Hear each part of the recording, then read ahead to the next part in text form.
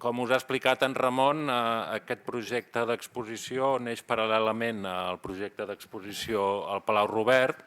Naturalment havíem de fer una exposició que fos complementària al Palau Robert i que ajudés a explicar-nos l'arquitectura des de RCR des d'un punt de vista diferent, i la idea d'aquesta exposició era que es dediqués més al procés de realització dels projectes, aquest món apassionant de l'esbós, del dibuix, que a poc s'ha convertit, com us ha explicat en Ramon, en un element molt important de la seva pràctica creativa. Fa un any i mig, gairebé 2 anys, vam començar amb la idea d'una exposició que reflectís els 25 anys d'activitat d'RCR. L'exposició d'aquí complementa aspectes que no poden estar a la del Palau Robert. Aquesta exposició és una exposició, el que es presenta aquí, més experimental, no? Es veu més la manera de treballar, es veuen els dibuixos, els tantejos, es veu l'antecedent de les pintures del pare del Ramon, es veuen maquetes de projectes molt antics o de projectes molt recents. I el que és interessant és la posició que juga aquesta mena de dibuix, aquesta aiguada, aquest registre, perquè no és ni la primera idea ni el croquis, són una mena de dibuixos que van acompanyant el procés del projecte, i que fins i tot alguns d'ells es poden fer mentre es fa l'obra, quan s'ha acabat. És un espai de reflexió molt interessant i que és molt explicatiu del que és un diagrama. Perquè el que reflexen, jo diria, és una qüestió de la fenomenologia, que és la qüestió de la intenció. En aquests dibuixos hi ha la intenció i ens entonen, sintonitzen amb la idea de diagrama del filòsof que més n'ha parlat amb més precisió, que és Gilles Deleuze, el filòsof francès.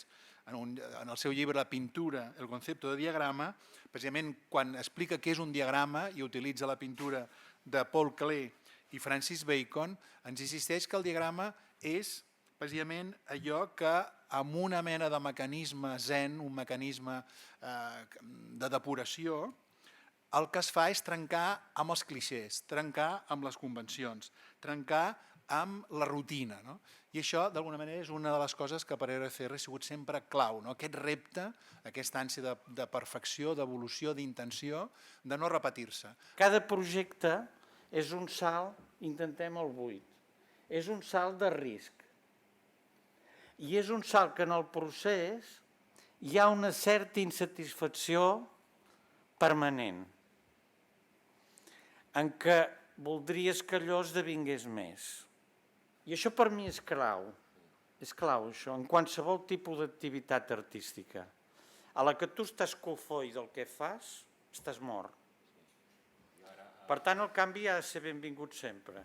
Avui que hem estat veient un parell d'obres d'RCR a Olot, doncs esclar, la veritat és que és fantàstic veure com és possible encara en arquitectura pensar maneres de viure, projectes que van més enllà del que és possible o del que nosaltres creiem que és possible en arquitectura o el que sembla que sigui maneres de viure actuals.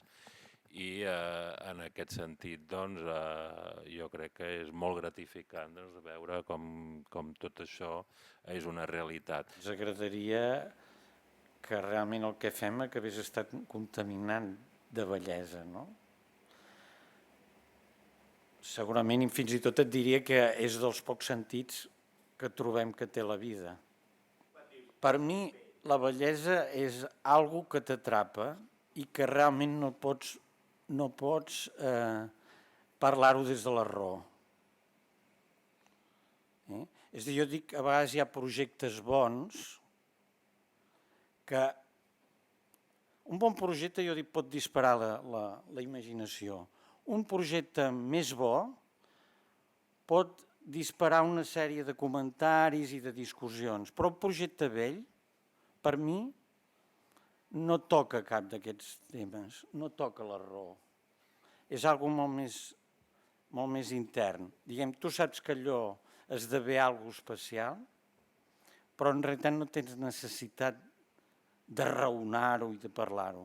La vostra arquitectura és abstracta, però no és conceptual, que es diferencia d'aquest art conceptual, que és el concepte o el procés l'important, sinó que la vostra hi ha abstracció. I és cert que el que tu dius, que la raó no és l'element essencial i dominant, sinó que és més un element d'experiència, de relació amb l'entorn, d'atmosfera, de vitalitat, etc. Però aquesta bellesa a la que aspireu i aquest resultat no és que sigui raó, però té molt de síntesi i molt de coherència, en el fons, i això la fa internacional. Bueno, per això és un altre element d'RCR, no? Que són arquitectes catalans que han merescut aquestes exposicions perquè són arquitectes reconeguts internacionalment. Què és el que fa, que diguem-ne, això també és una de les preguntes que ens podem fer en negatiu, és perquè alguns arquitectes decauen, es repeteixen, etc. I això es dona en molts arquitectes globals i comercials. La comercialització fa decaure l'arquitectura. Recentment han recollit el Gran Premi de l'Acadèmia Francesa de l'Arquitectura, simplement per recordar-vos això, com ara mateix RCR potser són dels arquitectes que tenen un reconeixement internacional més important a tot el món. Realment l'arquitectura té el sentit com a element d'abric per l'home. Per tant, és una experiència sensorial que nosaltres tenim cap a ella. Llavors el que és bo és que l'arquitectura, estiguem a casa o estiguem al lloc que anem, ens estigui d'alguna manera comunicant coses, no?